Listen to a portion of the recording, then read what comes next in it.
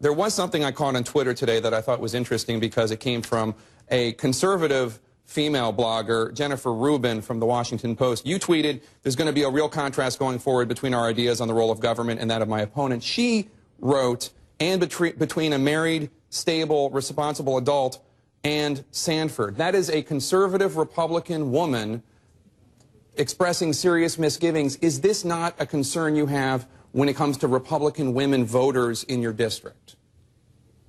Well, I mean, what I would say is there were a lot of Republican conservative women that voted last night.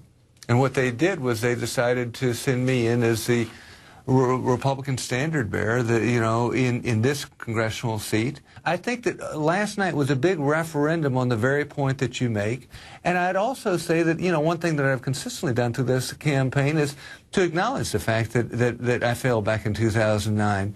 But there's been a lot of time since then. And there was a great sermon just last Sunday at the church that I attend where he said, do the events of your life refine or define your life? And I think that political opponents, naturally enough, will want to make any event define your life. And what I think we find, whether it's you, me, or any of us out there, we'll have different events wherein we wish we could have done things differently, we wish we could have handled them better.